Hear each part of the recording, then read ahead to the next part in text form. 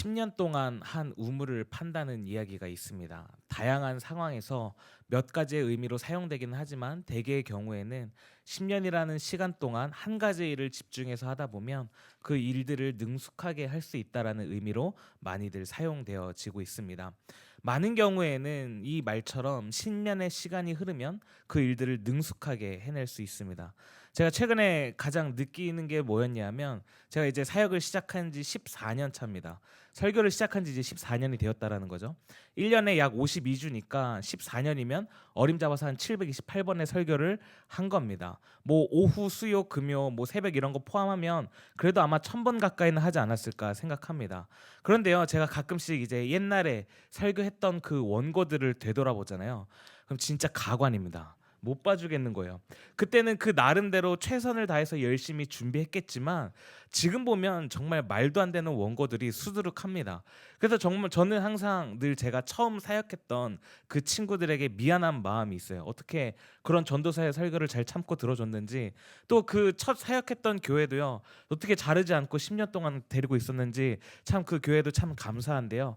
근데 이게 점점 시간이 흐르면서 저는 제 나름대로 노하우도 쌓이고 또 저만의 경험도 쌓이고 하다 보니까 그래도 지금은 좀 들어줄만 하지 않으신가요? 여전히 가관이신가요? 네.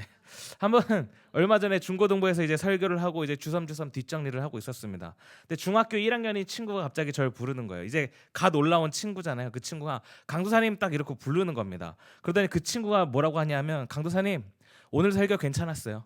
재밌었어요. 야, 우리 고객님께서 만족하셨습니다. 저는 항상 이제 고객 중심, 고객 감동으로 준비를 하거든요. 우리 고객님께서 부끄러우셨는지 은혜 받았다를 재밌었다고 표현을 했던 것 같습니다. 여러분, 중학교 1학년입니다. 저랑 봤으면 얼마나 봤다고 그러한 말들을 하겠습니까? 우리 고객님께서 아주 크게 감동하셨어요. 여러분, 중학교 1학년 입에서 이러한 말 듣기가 얼마나 힘든지 아십니까? 그런 말을 듣기 위해서 전 정말 광야와 같은 세월을 지내왔습니다. 주일학교만 14년, 광야입니다. 광야. 의지할 거 하나 없이 그냥 허허벌판에서 정말 외치는 자의 소리가 헛된 것처럼 열심히 외쳤습니다.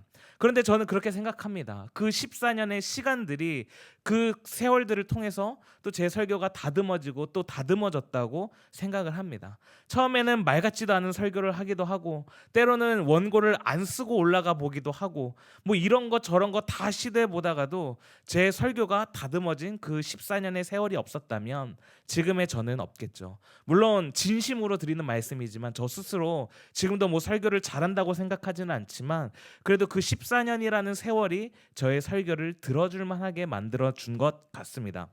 그런데 여러분, 시간만 흐른다고 모든 것이 익숙해지고 능숙해지는 걸까요? 그렇지 않은 경우들이 참 많이 있죠. 아이들만 보더라도 초등학교를 졸업하고 중학교를 졸업하고 고등학생이 되면 어느덧 학교라는 시스템에 적응한 지 10년 가까이 된 거잖아요. 근데 우리 아이들을 보면 늘 공부가 어색하고 힘들고 능숙해지지 않는 아이들의 모습을 본단 말이죠.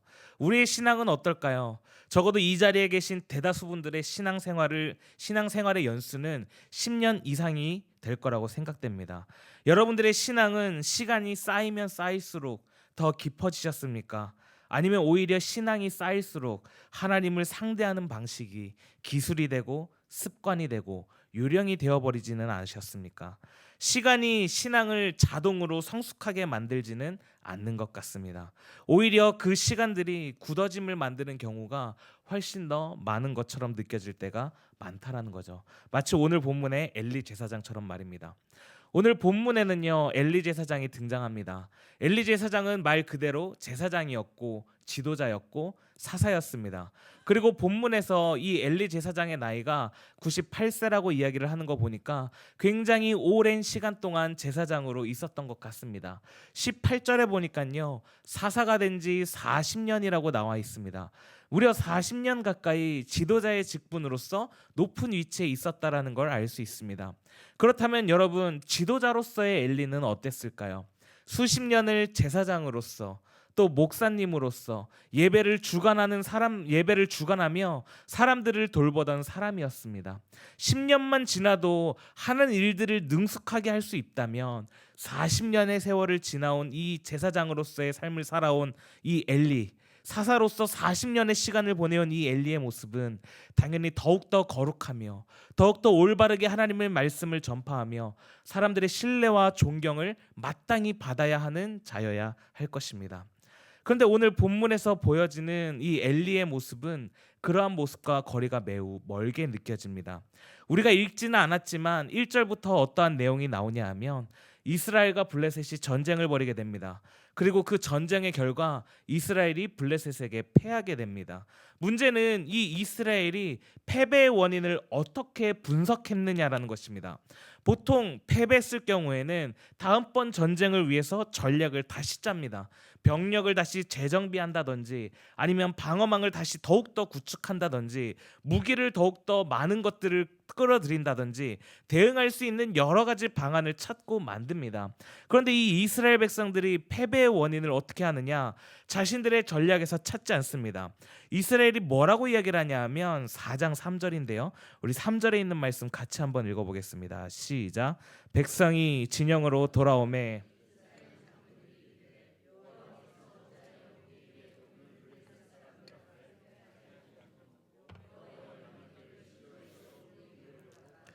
우리 중에 있게 하여 그것으로 우리를 우리 원수들의 손에서 구원하게 하자 하니. 지금 이 다음번 전쟁을 준비하기 위하여서 이스라엘 백성들이 뭐라고 이야기를 하냐면 언약궤를 가지고 오라는 겁니다. 그러면 우리가 이길 거라는 거예요. 이 말인즉슨 지난번 전쟁에서는 우리가 언약궤가 없었기 때문에 패했고 다음번 전쟁에 이 언약궤를 가지고 오기만 하면 우리가 그 전쟁에서 이길 수 있다고 이야기를 합니다. 여러분, 이게 믿음일까요? 어쩌면 겉으로 보기에는 믿음 같아 보이기도 합니다. 언약궤가 하나님을 상징하는 것이기 때문에 하나님을 의지하자, 하나님을 데려오자. 하지만 실제로는 그것은 믿음이 아니라 어쩌면 이스라엘 백성들이 가지고 있던 종교의 기술이었는지도 모르겠습니다. 지금 이 모습이 어떠한 모습입니까? 자신들의 연약함을 하나님 앞에 내려놓고 하나님을 경외하는 모습이 아니라 하나님을 마치 조정 가능한 대상으로서 그 하나님의 힘을 다루고 하고 있는 그 모습을 보여주고 있습니다. 명백한 죄이죠. 하나님께 나아가는 것이 아니라 하나님을 자신들의 필요에 의해서 데리고 오고자 하는 것입니다. 여러분, 이 죄가 낯설지 않지 않으십니까? 우리 역시도 신앙생활을 하다 보면 우리의 신앙생활의 모습 속에서 하나님께 나아가기보다 하나님을 내 삶에 필요한 자리로 부르고자 할 때가 너무나도 많다는 것입니다. 그러다 보니까 이 예배의 자리가 은혜의 자리가 되는 것이 아니라 때로는 내 문제의 해결을 하기 위한 버튼이 되어버리기도 하고, 기도가 하나님 앞에 엎드림이 되는 것이 아니라 원하는 결과를 얻기 위한 방법으로 바꾸면서 나만의 신앙의 시스템을 만들어버릴 때가 너무나도 많다는 것입니다. 여러분, 언약궤가 상징하는 것이 무엇입니까? 이스라엘의 정체성과 하나님의 임재의 상징입니다. 그렇기 때문에 언약궤와 함께하는 이스라엘 백성들에게는 하나님이 우리와 함께 하신다라는 그 자부심이 있는 겁니다. 그래서 우리는 하나님께 속한 백성으로서 살아간다라는 의미가 담겨 있는 것이 바로 언약궤입니다. 그런데 그 이스라엘이 그 상징을 바꾸어 버립니다. 우리가 하나님께 속한 백성으로서 살아간다라는 것이 아니라 우리가 이 상자를 데리고 갈 것이다. 우리가 하나님을 데리고 간다. 이 상자를 가지고 가기만 하면 하나님이 우리의 편이 되어 주셔서 이 전쟁을 우리의 승리로 이끌어 줄 것이다 라고 이스라엘 백성들이 이야기하고 있는 것이죠. 그 결과가 무엇입니까? 하나님을 상징하는 그 언약궤를 어떻게 돼요? 블레셋에게 빼앗겨 버리게 됩니다. 여러분, 이게 어떠한 의미인지 아시겠습니까? 그냥 단순히 상자 하나를 적국에게 빼앗긴 것이 아니라 아까도 말씀드렸다시피 이 언약궤는 이스라엘의 정체성입니다. 모세가 하나님으로부터 받은 십계명과 아론의 쌍난 지팡이와 만나를 담은 항아리가 담겨 있는 상자인데, 이 언약궤는 언제나 이스라엘 백성들과 함께 했습니다. 예배를 드릴 때에도 전쟁을 할 때에도 실제로 하나님께서 이 언약궤가 있는 곳에 나타나시기도 하셨고, 하나님의 약속을 나타내는 말 그대로 이스라엘의 정체성과도 같은 상자입니다. 그것을 적국에게 빼앗겨 버린 것입니다. 이러한 소식을 안고 전령이 달려와서 온 성읍에 부르짖습니다. 12절과 13절에 있는 말씀인데요. 같이 한번 읽어보겠습니다. 시작. 당일에 어떤 베냐민 사람이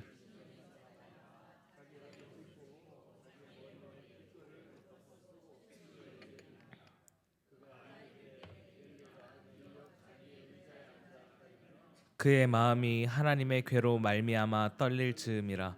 그 사람이 성읍에 들어오며 알림에 온 성읍이 부르짖는지라. 아멘. 전쟁의 소식을 전하기 위하여서 한 사람이 비참한 모습으로 달려오고 있습니다. 엘리 제사장 역시 자기 집에 있었던 것이 아니라 그 소식을 듣기 위하여 길가로 나와 있었던 것을 볼 수 있습니다. 아마 가장 먼저 그 소식을 듣고 싶어서 성문 옆에 있었던 것 같습니다. 그런데 재밌는 것은 그 소식을 듣기 위해서 기다리고 있던 엘리의 마음입니다. 엘리 제사장이 하나님 때문에 떨었다고 이야기하는 것이 아니라 오늘 본문에 보니까 하나님의 괴 때문에 떨었다고 13절에 기록하고 있습니다. 아까도 말씀드렸지만 언약궤는 우리가 하나님을 소유하고 있다라는 표식이 아니라 우리가 하나님께 소유된 백성이라는 표식입니다. 그런데 엘리도 이스라엘도 그 표식을 거꾸로 쓰고 있었다라는 것입니다. 사실 엘리가 두려워해야 되는 것은 무엇입니까? 바로 하나님입니다. 그 언약궤 위에 임하시는 하나님인데 그 언약궤의 증거들의 주인이신 하나님 때문에 떨어야 하는데 지금 엘리는 무엇 때문에 떨고 있느냐? 언약궤 때문에 떨고 있다라는 것입니다. 이 말은 바꿔 말하면 내가 소유하고 있는 하나님을 빼앗기면 어떻게 하지? 내가 가지고 있는 하나님의 능력을 빼앗기면 어떡하지? 라고 생각했던 것 같습니다. 여러분, 하나님의 능력이 어딘가에 제한되시는 분이십니까? 하나님은 시간과 공간을 초월하시는 분이십니다. 그런데 엘리는 지금 그 하나님의 능력을 언약궤 안에 가두어 놓았을 뿐만 아니라 자신들의 소유물로서 하나님을 생각하고 있었다라는 것이죠. 저는 여러분들에게 묻고 싶습니다. 여러분은 무엇 때문에 떨고 계십니까? 정말 하나님 때문에 떨고 계십니까? 아니면 하나님을 붙잡게 해주는 그 도구 때문에 떨고 계십니까? 내가 정말 하나님 때문에 떱니까? 아니면 하나님을 상징해주는 어떠한 것들 때문에 떱니까? 여러분은 정말 하나님이 계신 천국에 들어가지 못할까 봐 떠는 것입니까? 아니면 그냥 고통과 슬픔과 질병이 없는 그 천국에 들어가지 못할까 봐 떨고 계시는 것입니까? 여러분, 이건 신앙의 깊이와는 다를 수 있습니다. 오히려 신앙이 깊어 보이는 사람일수록 위험할 때가 있다라는 것이죠. 왜냐하면 하나님이 아니라 하나님을 다루는 방식에 익숙해지기 때문입니다. 정말 하나님에 익숙해져야 하는데 하나님 어떻게 하면 우리가 하나님 앞에서 더 잘 보일지에 대한 것들에 익숙해지고 있다라는 것입니다.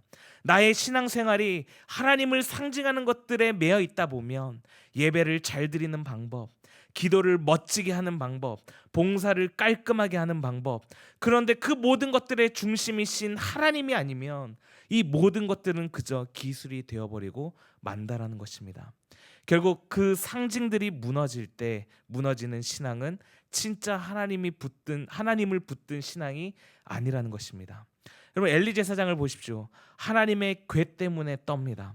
언뜻 보면 거룩해 보이는 단어이지만 하나님 때문에 떠는 것과 하나님의 궤 때문에 떠는 것은 너무나도 다릅니다. 하나님께 속한 백성으로서의 떨림이 아니라 내가 하나님을 붙잡고 있다고 믿게 해주는 그 표식들이 흔들리니까 떠는 신앙일 수 있다라는 겁니다. 때로는 우리가 봉사를 하다 보면 그 자리에서 물러나야 할 때가 있습니다.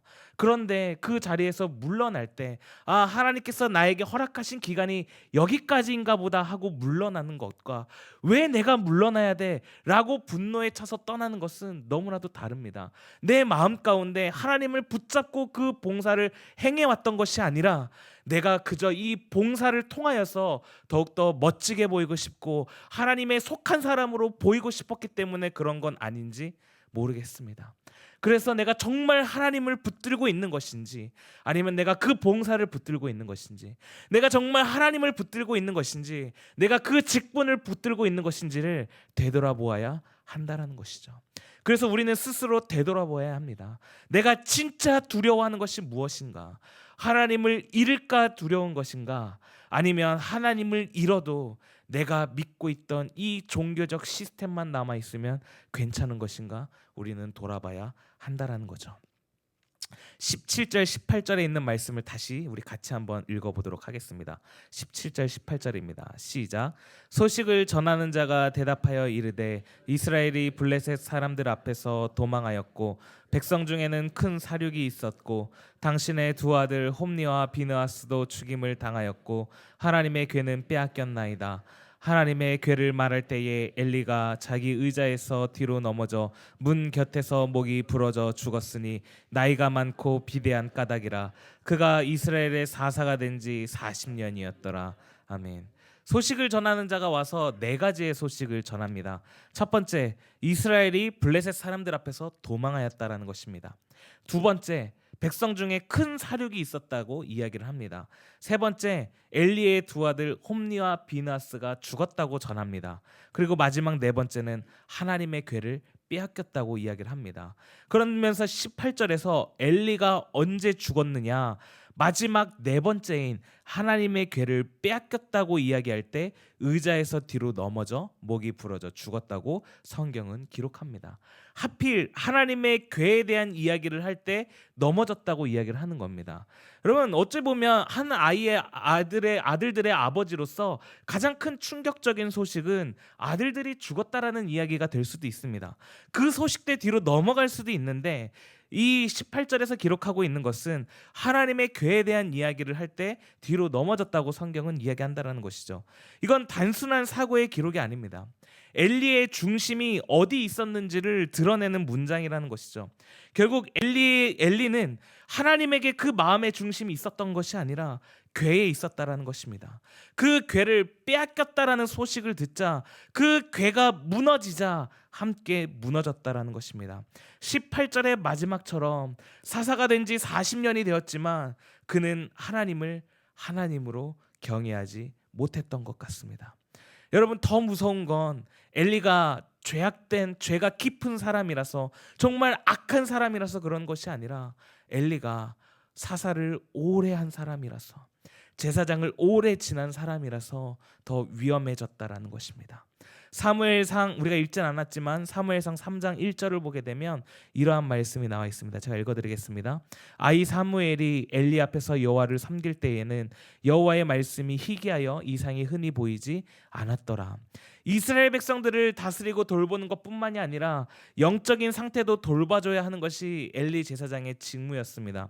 그런데 그런 엘리 제사장 때에 어떠한 일이 벌어지느냐, 여호와의 말씀이 희귀해졌다라는 것입니다. 목사님으로서의 역할조차 제대로 감당하지 못했다고 성경은 기록하고 있습니다. 뿐만 아니라 오늘 본문인 15절에도 이렇게 기록되어져 있는데요. 제가 읽어드리겠습니다. 그때의 엘리의 나이가 98세라 그의 눈이 어두워서 보지 못하더라. 눈이 어두워졌다라는 것은 실제로 나이가 많아 앞이 점점 보이지 않게 되었다라는 이야기이기도 하지만 영적인 눈이 어두워졌다라는 중의적인 표현이기도 합니다.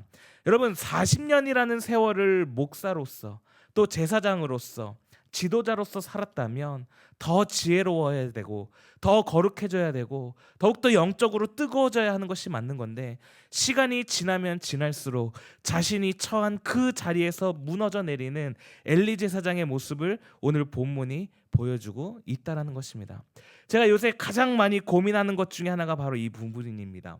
내 안에 혹시 엘리와 같은 모습은 있지는 않는지, 아니 어쩌면 내가 엘리가 되어가고 있는 것은 아닌지 참 많은 고민들을 하고 있습니다.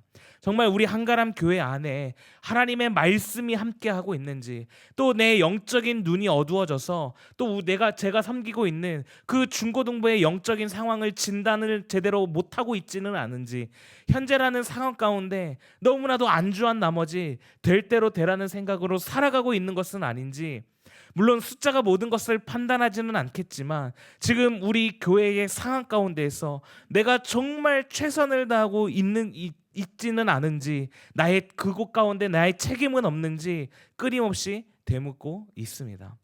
어쩌면 이러한 모습들이 엘리 제사장과 저만의 모습이 아니라 여러분들의 모습일 수도 있다라는 것입니다. 아니 어쩌면 인간의 자연스러운 모습일지도 모르겠습니다. 그냥 물 흐르듯이 좋은 게 좋은 거라고, 지금 아무 일 없으니까, 지금 상황 꽤 괜찮아 보이니까, 그냥 지금의 상황이 만족스러우니까 이렇게 살면 되지 않겠습니까? 굳이 내가 나서서 교회 일 참석 안 해도 되고, 굳이 내가 기도하지 않아도 되고, 굳이 내가 말씀 묵상 안 해도 되고, 굳이 대신방 받지 않아도 괜찮아요. 잘만 살고 있으니까요. 그렇게 살았던 엘리 제사장의 모습이 어땠죠? 하나님의 말씀이 희귀해지는 겁니다. 눈이 어두워지는 거예요. 여러분, 처음부터 말씀이 없지는 않았습니다. 성경은 뭐라고 이야기를 하냐면 점점 어두워져 갔다라고 이야기를 하고 있습니다. 여러분, 어느 날 하나님이 갑자기 찾아오셔서 야, 이 자식아 똑바로 안 살아 라고 말씀하지 않으세요. 서서히 조금씩 조금씩 우리가 영적으로 무너지는 것입니다. 엘리 제사장 때도 분명 하나님의 말씀이 있었습니다. 다만 희귀해지는 것입니다. 엘리 제사장이 갑자기 눈이 나빠지지 않았습니다. 점점 눈이 나빠지는 겁니다. 사무엘상 3장 2절 우리 다시 같이 한번 읽어보겠습니다. 시작. 엘리의 눈이 점점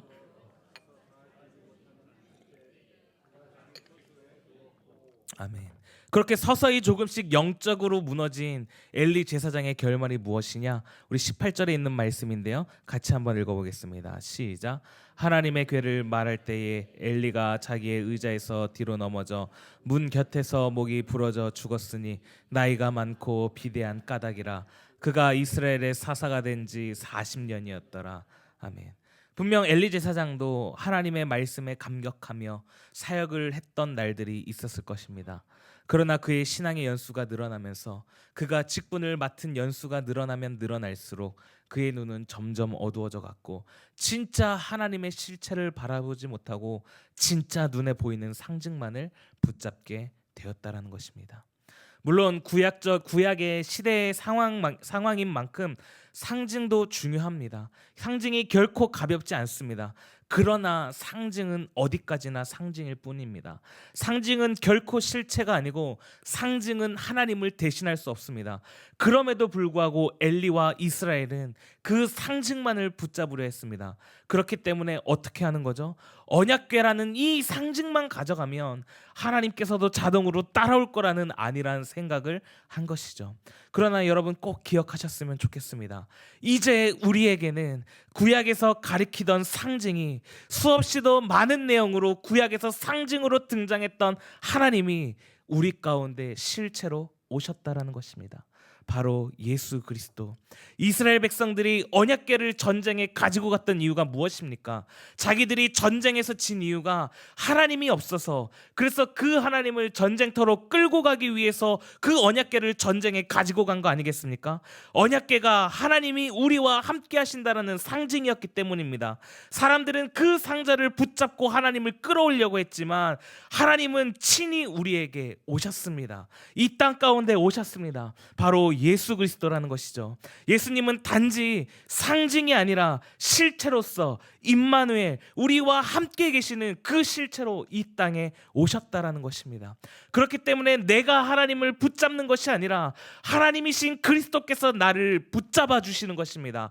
그리스도께서 나를 사셨기 때문에 내가 하나님께 나아가서 그 문제들이 해결되는 것이 아니라 하나님이신 예수 그리스도께서 우리에게 찾아오셨기 때문에 우리의 모든 문제들이 해결된다라는 것입니다.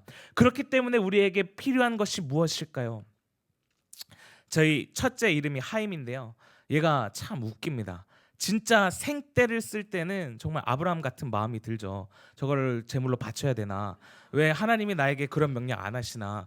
이제 그런 마음이 들 때가 많은데요. 저희 첫째는 무조건 엄마랑 같이 자야 됩니다. 아빠는 안 돼요. 뭐 그럴 만한 게 뭐 아빠가 평소에 집에 없으니까 아저씨인지 아빠인지 잘 모를 거 아닙니까? 그러니까 이 첫째를 항상 엄마가 재웁니다. 근데 문제는 둘째를 재워야 엄마가 이제 첫째랑 잘 수 있잖아요. 그러면 이 첫째가 좀 잘 기다려주면 좋을 텐데 잘 안 그래요. 한 번은 감기에 걸렸을 때 기침을 좀 이렇게 많이 했는데 둘째가 잘라치면은 기침을 더 크게 하는 겁니다. 그리고는 막 가습기를 이제 키우는데 가습기 전원 버튼을 계속 껐다 켰다 하면서 막 띠링띠링 소리가 나고, 그러니까 막 이 둘째가 잘나 걸어가다가도 막 계속 깨는 거예요. 뭐 계속 뭐 장난감을 벽에 부딪히기도 하고 발을 구르기도 하고 사방팔방 뭐 굴러다니기도 하고 도저히 둘째를 재울 수 없는 환경을 만드는 거죠. 그러니까는 이 둘째가 자꾸 잘라 그러면 깨고 잘라 그러면 깨고 그러니까 엄마 입장에서 얼마나 열이 받겠어요. 그래서 그 엄마가 첫째한테 장하임 딱 이렇게 소리치면은 저희 첫째가 뭐라고 하는지 아십니까? 되게 웃겨요. 이렇게 이야기를 합니다. 엄마 미안해. 엄마랑 빨리 자고 싶어서 그랬어. 미안해. 이러는 거예요. 너무 웃기죠. 여러분, 저는 그렇게 생각합니다. 우리의 연약함 때문에 주님이 우리에게 오셨다면 우리는 우리의 연약함을 주님 앞에 내어놓고 나아갈 필요가 있다라는 것이죠.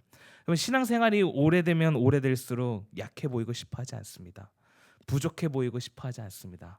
야, 그래도 권사님인데, 넘어지면 안 되죠. 장로님이 무너지면 되겠습니까? 안 되죠. 아니요, 여러분 넘어질 수 있습니다. 무너질 수 있습니다. 엘리는 제사장이었지만 사사였지만 무너졌습니다. 오히려 신앙생활이 오래되면 오래될수록 더 위험합니다. 그렇기 때문에 나의 완전함을 믿는 것이 아니라 주님의 온전함을 믿으며 나의 연약함을 아이와 같이 때로는 부족해 보이기도 하지만 나의 연약함을 주님 앞에 내려놓아야 한다라는 것이죠. 우리가 하나님 앞에 설 수 있는 근거는 내가 주님 앞에서 얼마나 잘했느냐가 아니라 주님께서 나를 위해 무엇을 하셨느냐이기 때문입니다. 그렇기 때문에 우리는 엘리가 하나님의 궤를 잃어버리자 무너진 것을 반면교사 삼아 하나님의 궤가 가리키던 실체이신 예수 그리스도를 붙들고 살아야 한다라는 것입니다. 여러분, 여기서 오해하시면 안 됩니다. 예배, 성찬, 말씀, 봉사 이러한 것들이 필요 없다라는 뜻이 아닙니다. 오히려 이러한 것들은 은혜의 방편으로서 우리가 무척이나 소중히 여겨야 하죠. 문제는 그것들이 하나님께 나아가는 통로가 되는 것이 아니라 하나님을 대신하는 우상이 될 때입니다. 여러분들이 지금 붙들고 있는 것은 무엇입니까? 그리스도입니까? 아니면 그리스도처럼 보이게 해주는 어떠한 형식입니까? 진짜 하나님을 사랑하시는 겁니까? 하나님처럼 보이는 다른 것을 사랑하시는 것입니까? 여러분, 반드시 기억하셔야 할 것이 있습니다. 그것이 무엇이냐 하면 우리는 반드시 하나님의 심판대 앞에 서게 될 것입니다. 이거는 그 누구도 피해갈 수 없는 심판대입니다. 그리고 하나님께서 물으실 거예요. 너 교회 몇 번 빠졌냐? 너 전도 몇 명 했냐? 너 봉사 얼마나 했냐?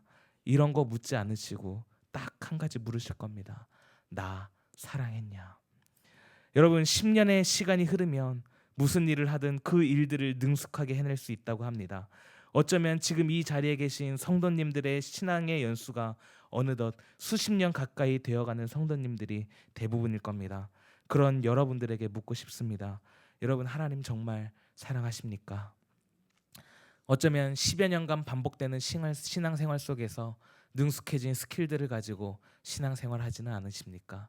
여기에서 이렇게 하면 목사님이 좋아할 거고 저기서 저렇게 하면 성도들에게 더욱더 거룩해 보일 거고 어떻게 하면 칭찬받는지 너무나도 잘 알고 있고 혹시 스킬과 눈치만 늘지는 않으셨나요? 어쩌면 저 역시도 주님을 정말로 사랑하는 강도사가 아니라 그냥 일을 열심히 하려고 하는 강도사가 되었는지도 모르겠습니다. 이 시간 다시 한번 우리의 신앙을 점검했으면 좋겠습니다. 분명한 것은 하나님의 심판은 있습니다. 그 심판대 앞에서 우리가 하나님 앞에 뭐라고 말해야 할지 기억하셨으면 좋겠습니다. 하나님, 제가 이 땅을 사는 동안 하나님을 정말 사랑했습니다 라고 고백하는 여러분 되시기를 바라겠습니다. 그래서 정말 하나님을 사랑하기에 봉사도 열심히 하시고 말씀도 열심히 읽으시고 기도 생활도 열심히 하는 우리 모든 한가람의 성도님들 되기를 간절히 소망합니다.